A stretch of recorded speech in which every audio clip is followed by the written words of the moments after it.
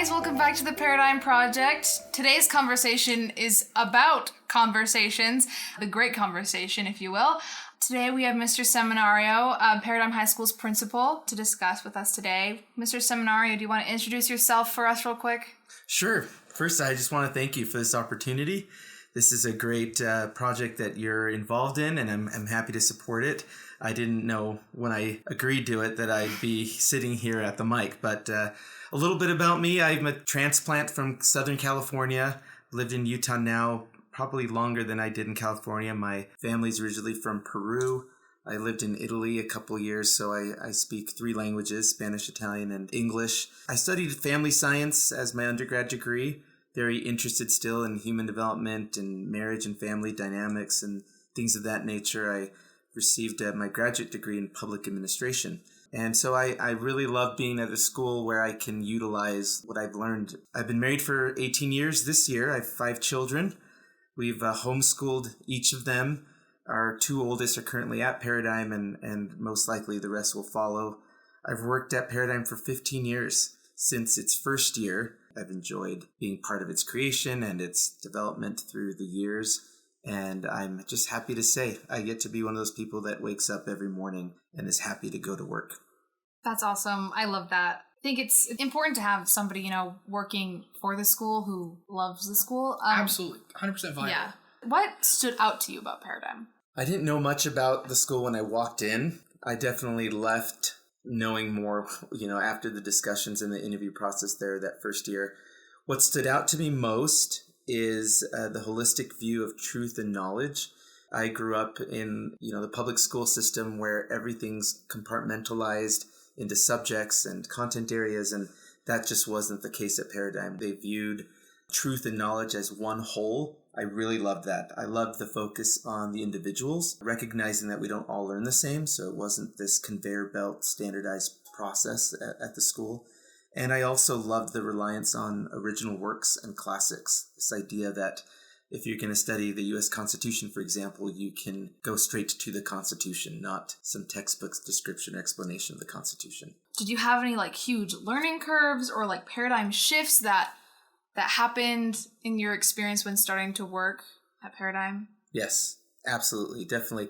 A lot of it for me centered, because of my human behavior background, centered on the behavior aspects of school. Not so much the education at first, but the schooling. Recognizing a lot of enforcement of rules for rules' sake, just coercion in practices that we're all used to, but when you really look at them, are very coercive or manipulative. That put students, and in this case children and teens, in very in captivity, so, for lack of a better word, where they're not viewed as human beings. This idea of regulating time with bells or asking permission to just use the bathroom, these types of things really, I started to open my eyes to them and wanted to help create a place where we treated each other like human beings, like people, and not like objects that we controlled just because we're the adults in the room. I'm so glad that you have that mindset going into being director of Paradigm. Definitely in my public school experience, especially with asking to go to the bathroom, it's so drilled into you that that's what you do. I feel like if I started work at a job, I would need to be like, hey, can I go to the bathroom? Can I go to the bathroom, please? Right? It would be ridiculous. No adult would ask. They would just go.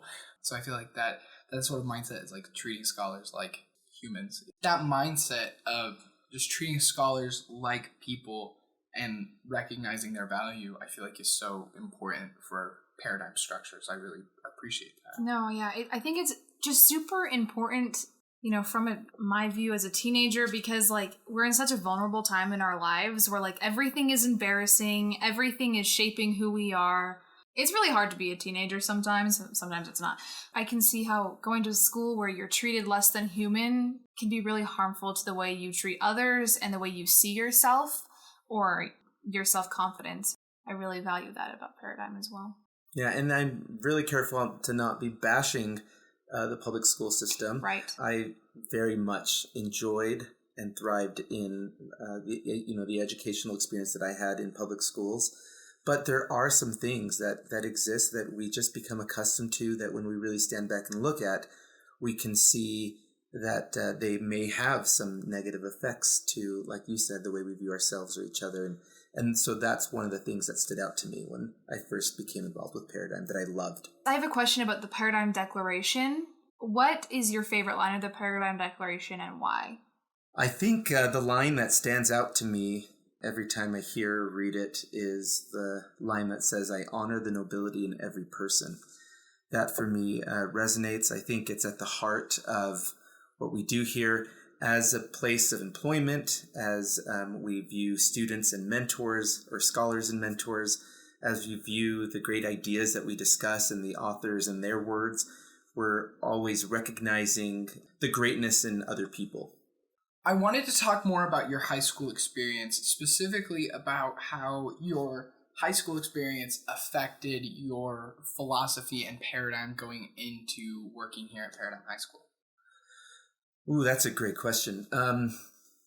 As I mentioned, there are some aspects of the system, so to speak, that are part of who we are.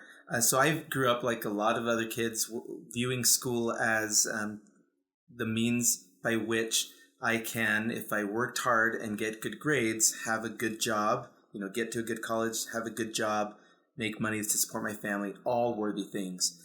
I think my experience at Paradigm helped me see that there was more to it than that learning for being able to help others, to improve the human condition, learning to improve our world, learning so that I can be of use to my society, to my family, to my community, is a lot different than just learning so that I can get a good grade.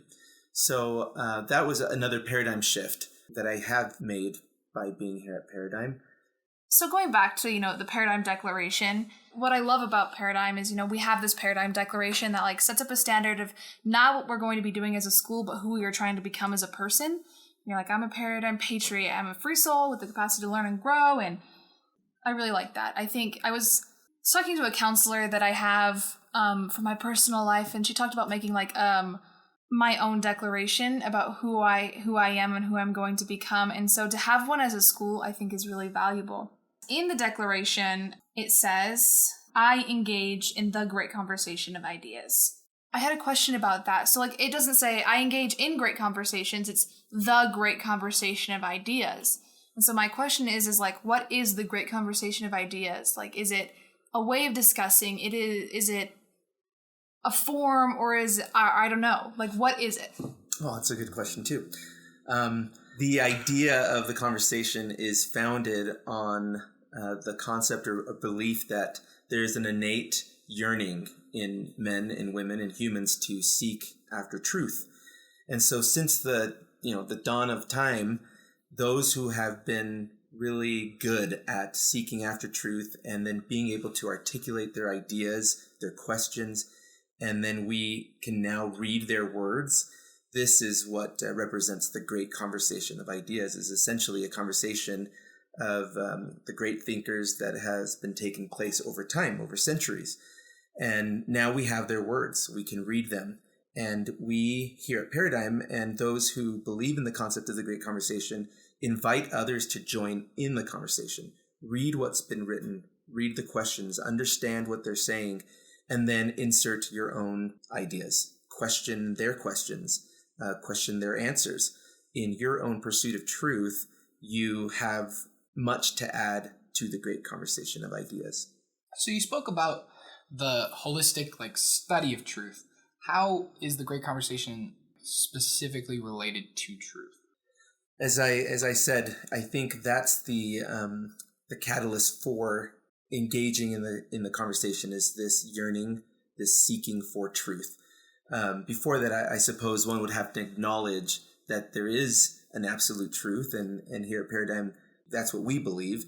And so the great conversation becomes relevant because you view it as people's journeys towards finding truth that can be found everywhere. People that engage in the great conversation then become very well read in lots of areas, not experts or specialists, but very well-rounded in their knowledge of the sciences, the math, the art, everything, because they're viewing it all as one whole. All truth is connected. The great thinkers that we read about did not study truth in subjects, in periods in the classroom that you go from 1 hour to the next. They are able to view it holistically and then make all the connections that I think just strengthens their ideas and their views. And that's the approach we take at our school too. It's really interesting. I have a question, because so you're saying that we're able to read a lot of the great thinkers that are, most of them who are dead now, but who were engaging in the great conversation of ideas or on this journey to find truth. I'm wondering if you think our society now is not engaging, or if the great conversation is dying because of the culture and society that we live in. I don't know if that makes sense. Yeah, though, that's a question that's actually part of the great conversation of our time, is asking whether any of that's relevant today. And it very much is, because when you look at the human condition, we still struggle, and we still, with the very same themes about freedom and liberty and virtue, and trying to understand what beauty is and what is most important in life. What is life about? These are questions that the great thinkers have tried to answer that are still very much applicable to us today. In fact, I believe that a lot of the problems we see in our society today is directly linked to us not engaging in this great conversation of ideas. And in a way, we start to try to reinvent the wheel when there have been a lot of great ideas and thinkers that have found great solutions to the problems that we have today if we would only engage in that conversation. How you're explaining the great conversation of ideas is completely different to what I was thinking it was, or I guess not completely, but slightly different, because I just imagine engaging in a great conversation of ideas was just engaging in a discussion or talking about ideas. But this, the way you're describing it, it's a personal journey that's almost shared amongst everybody, if that makes any sense. But now I'm wondering if I am engaging in the great conversation of ideas, or how I'm supposed to do that. So how do you personally engage in the great conversation of ideas? I can do a lot better at it. I have to admit, time is such a blessing and such a curse. Here at Paradigm, one of the things we do with our staff is that we've set up the School of Athens, is what we call it here, in homage to the great thinkers, the Greek philosophers at the time of Athens, where we spend time in our workday, valuable time, meeting together in groups and studying the classics with the sole purpose of diving into the great conversation of ideas. And it's fascinating to be together in a group and see the thoughts that come, like you said, the conversation that's happening in real time in the classroom as we're discussing and interpreting the writings of whoever it might be. In our group now, we've been reading some from Dante, Dante's Inferno. Yeah. So we are learning from each other as we interpret the writings of Dante. And you can't do that without bringing in things that make it relevant today too. So in our conversation, there are connections that people bring up to other books that we've read together or that they're reading in class, to issues of our time. And we learn and grow together as we look at least this person's view of why things happen, why humans behave the way they do, why problems exist that are so common and similar to what we see today. I heard a rumor that you were reading the original Divine Comedy in Latin. I'd like to. Our group leader is going to help me find the original. I still have to follow up on that. Because I speak Italian, I thought it'd be great to read it in Italian. Oh, it's in Italian. Not in the original Latin, but in Italian, just because one of the things I've learned by studying and learning different languages is that they have more than just having different words to mean the same thing.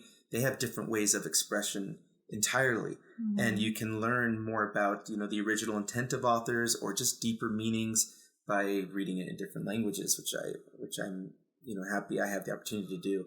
So that's one that's been on my list for a long time, and both to read, period, but also to read in Italian. That is super freaking cool.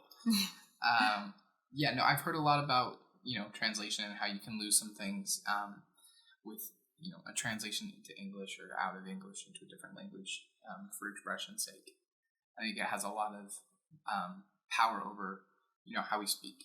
And I believe it's Chinese, the way that you're going to say 12 is going to be more akin to 10-2 than it is going to be our concept of 12, which, a lot of people studied that and found that that has a really big, if you're thinking of numbers as separate parts, it's going to help a lot in your multiplication or your addition. So they have these crazy math scores, and a lot of it is attributed to their actual language and how it changes. So you're reading through the Divine Comedy, right? How far into it are you? We're only about 9 verses in. We've had to had to break it up into smaller chunks because we are busy. We all have many other things we are reading as well and preparing for classes and so forth, and we have only an hour to discuss. So we have one of our other mentors, one of the teachers at our school, leads the group who is familiar with the reading, and so can kind of guide us through the main parts of it and help us draw out things, which is also really important, as you mentioned too, Ava, as part of the great conversation, is to have mentors. Yeah. You can learn a lot from others who have already read books that you're interested in reading and bounce ideas off and make that great conversation relevant in your time with the people you're discussing it with. I feel like as far as relevancy, Dante's book is so important.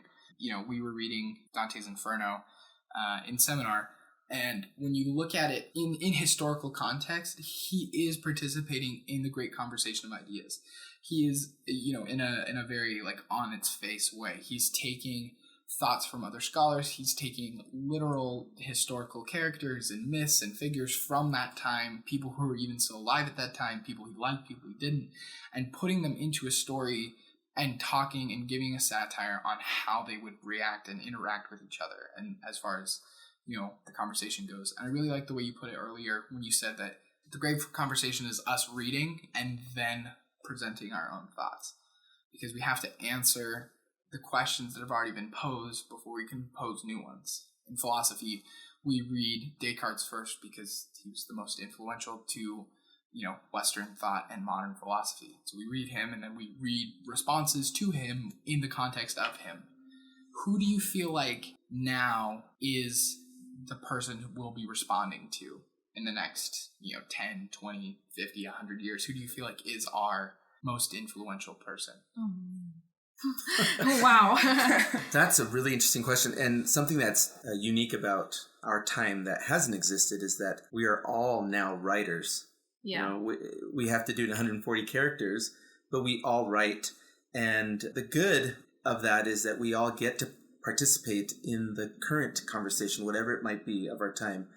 The bad is, in my opinion, is that the writing doesn't remain kind of immortalized like the writings of the great thinkers that we're discussing here.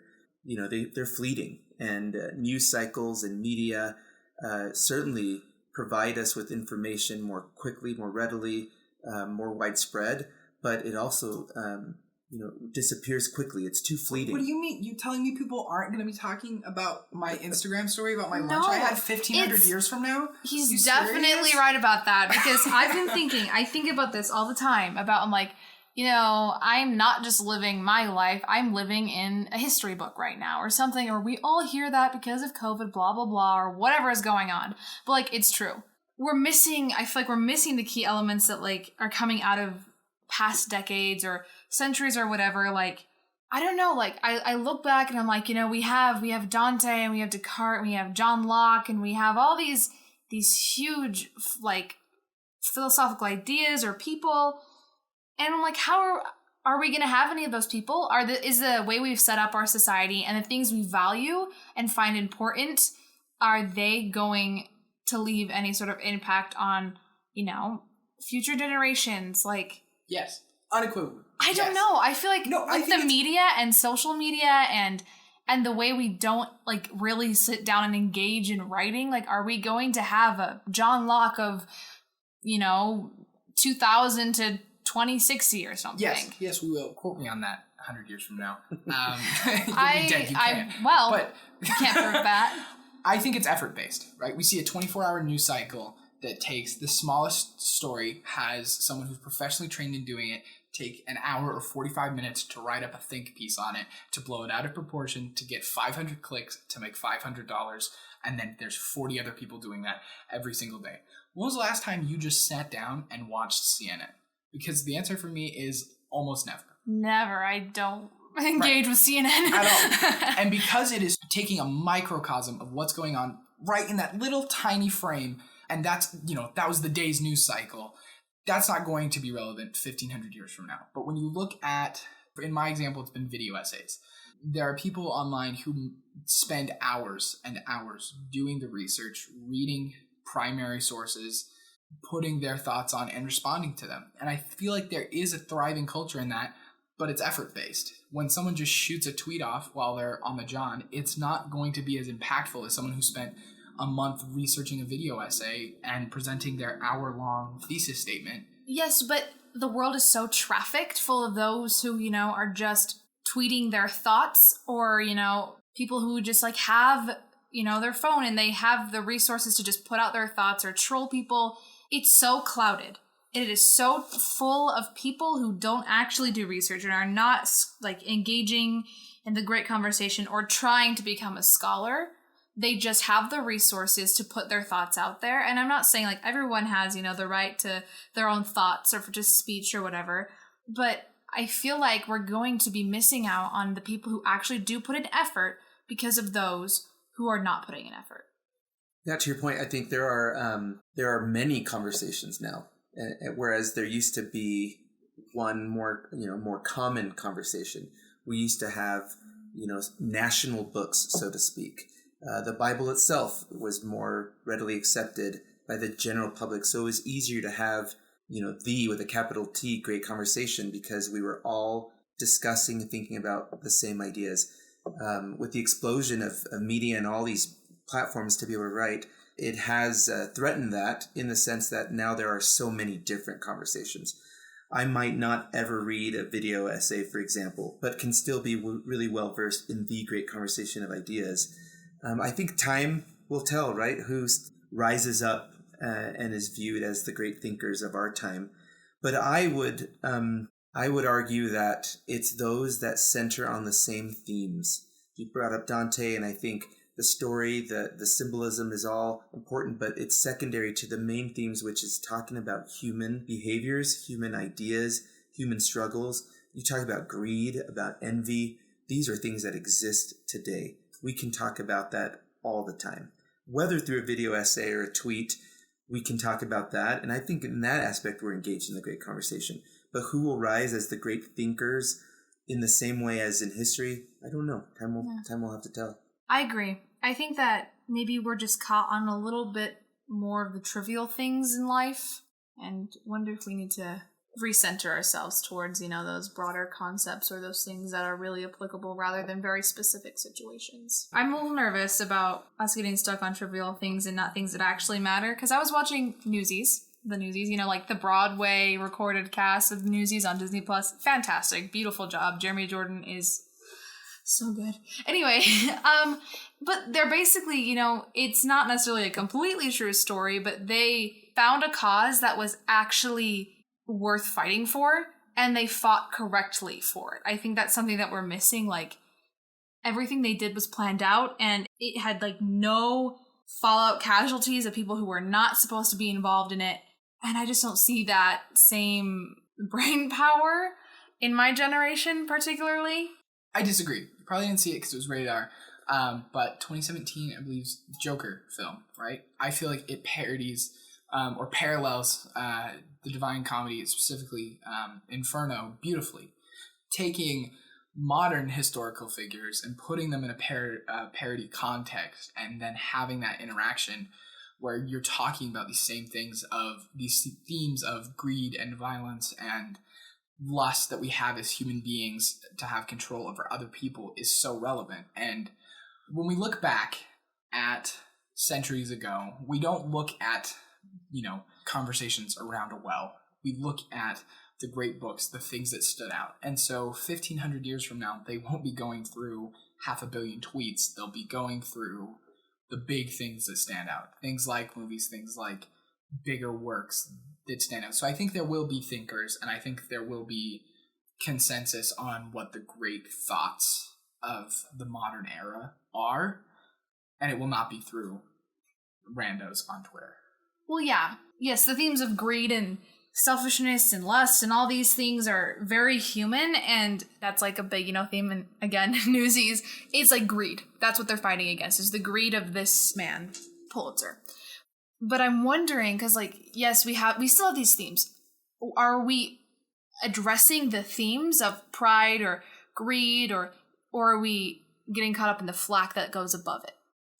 There's we were talking about Dante, so I think that's why these particular themes came up. But equally as important, if not more so, are the themes of hope and optimism and triumph and victory. Those also appear. And that's what makes reading and participating in the great conversation so inspiring, because those are also relevant and present in humans throughout time. And you're in your generation, so you see differently. Yeah. I look at your generation and I am hopeful and I am inspired by the strength that you have, by the capacity you have to embrace ideas and others in ways that I didn't necessarily recognize in my generation.